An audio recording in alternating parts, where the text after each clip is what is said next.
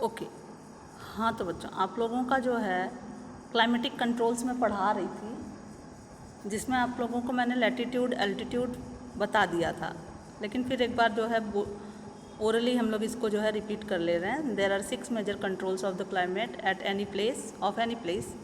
किसी भी जगह के जो है क्लाइमेट कंट्रोल करने वाले फैक्टर्स या एलिमेंट्स जो हैं वो 6 हैं। Latitude, altitude, pressure, wind system, distance from the sea, ocean currents and relief forms.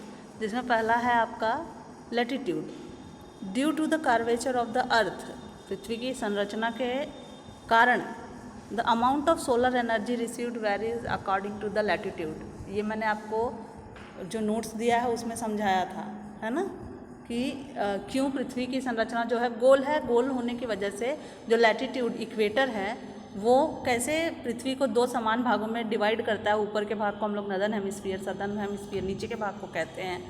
वहाँ ट्रॉपिक ऑफ कैंसर से लेके ट्रॉपिक ऑफ कैप्रिकॉन, जिसको बीच से काटता है इक्वेटर, उस क्षेत्र को आप ट्रॉपिकल जोन करते हैं। और वहाँ पे वर्ष भर हीट ज़्यादा रिसीव होती है क्योंकि सूर्य की किरणें सीधी पड़ती हैं, ठीक है।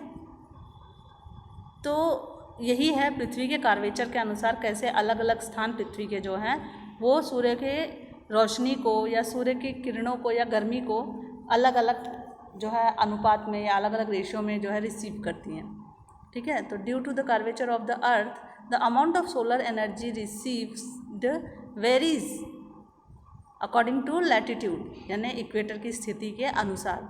As a result air temperature generally decreases from the equator toward the poles. Air pressure क्या होता है? हवा का दबाव, ठीक है। एयर प्रेशर, एयर टेम्परेचर, हवा में जो तापमान है वो ट्रॉपिकल रीजन में यानी इक्वेटर के आसपास के जो एरियाज़ हैं, जोन्स हैं, उसमें ज़्यादा होता है और पोलर रीजन पर पहुँचते पहुँचते यानी नदर्न पोल पे या सदर्न पोल पे पहुँचते पहुँचते कम हो जाता है। As one goes from the surface of the earth to higher, अभी पहला आपका हो गया लैटिट्यूड, आपको पता चला पृथ्वी को 2 भागों में विभाजित करने वाली लाइन, समान भागों में। दूसरा है आपका अल्टीट्यूड। अल्टीट्यूड क्या होती है? As one goes from the surface of the earth to higher, यानी पृथ्वी की सतह से जैसे जैसे आप ऊपर उठते जाते हो। इट मीन्स क्या ऊपर उठता है? पर्वत, ठीक है, वो पृथ्वी की सतह से ऊंचे होते हैं। चढ़ाई करते हो तो आप पर्वत के ऊपर पहुंच जाते हो, नीचे देखोगे तो पृथ्वी का जो लैंड फॉर्म है वो नीचे है। अगला फिजिकल फीचर मैदानी क्षेत्र जो है वो नीचे होता है, ठीक है। तो as one goes from the surface of the earth to higher altitudes the atmosphere becomes the less dense and temperature decreases.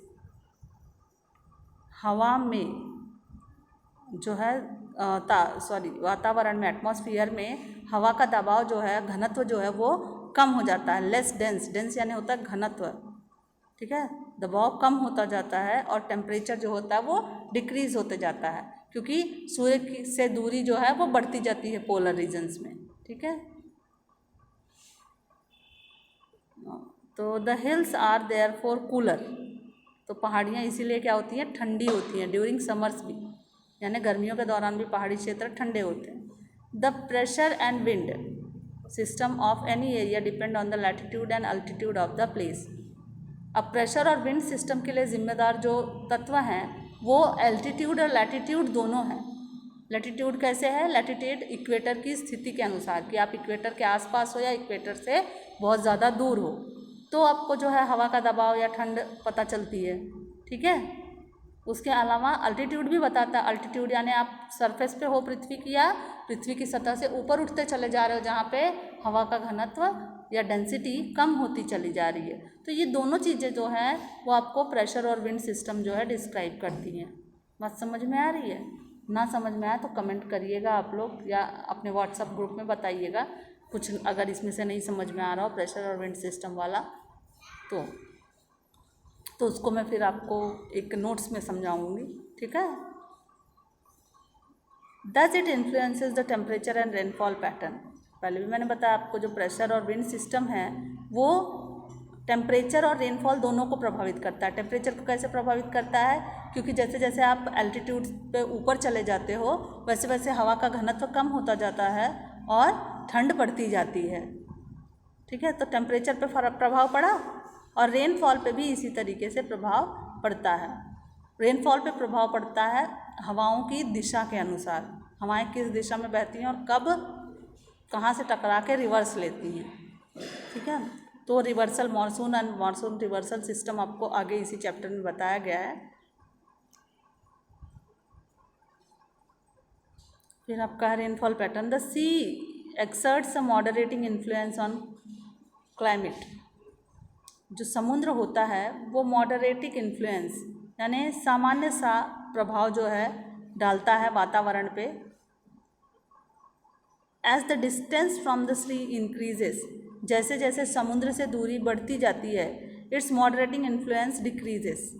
देखिए मॉडरेट क्या होता है, मॉडरेट क्लाइमेट होता है, क्लाइमेट एक मॉडरेट और एक होता है एक्सट्रीम। एक्सट्रीम क्लाइमेट क्या होता है पता है?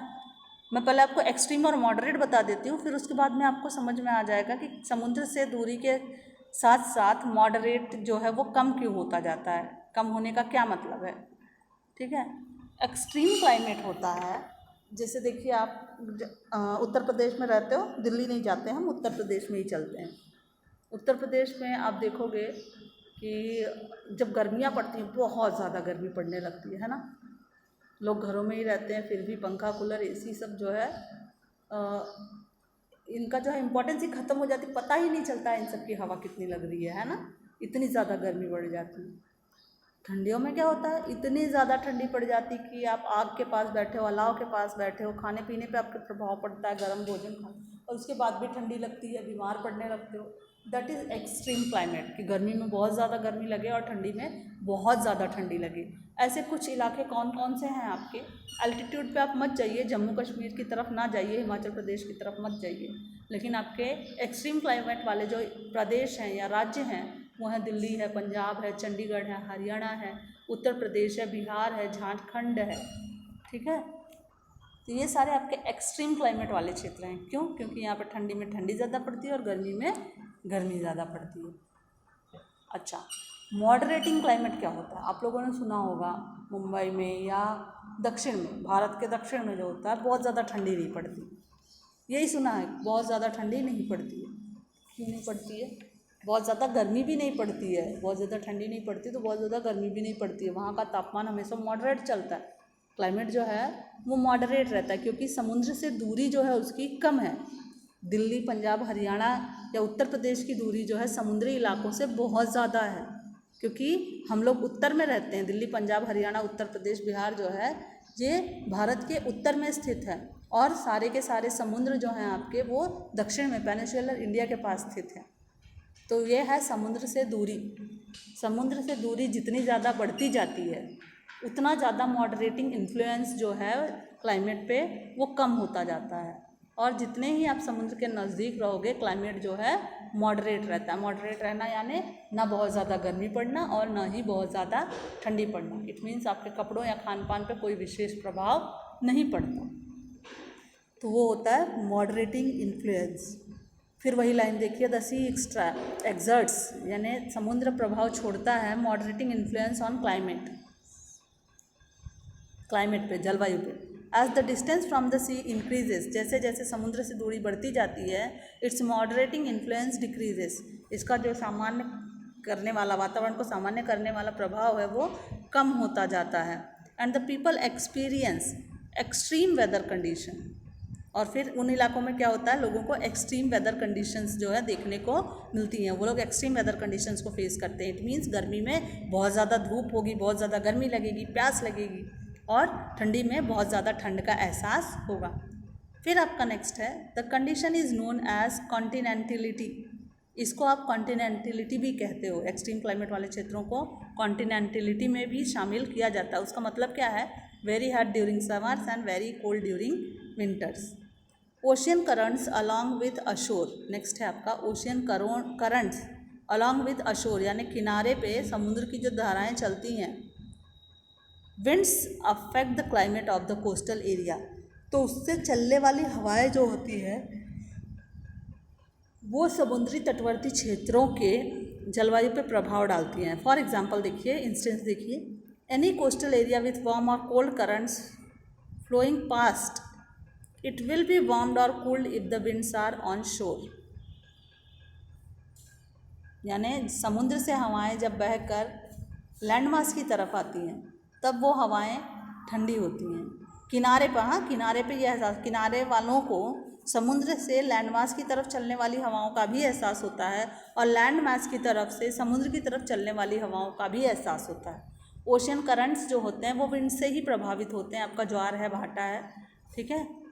तो जब हवाएं जो हैं ओशियन से लैंडमास की तरफ चलती हैं तब जो है हवाएं जो है कोस्टल एरिया में ठंडी होती है, वातावरण क्लाइमेट जो है वो ठंडा होता है। और जब लैंडमास से हवाएं जो हैं वो ओशन की तरफ बहती हैं, भूभाग से हवाएं जो हैं समुद्र की तरफ बहती हैं, तब वो हवाएं गर्म होती हैं कोस्टल एरियाज़ में, समुद्री तटवर्ती क्षेत्रों में, ठीक है।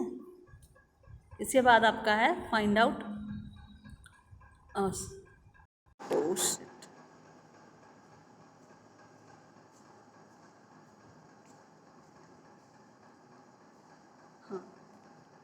Find out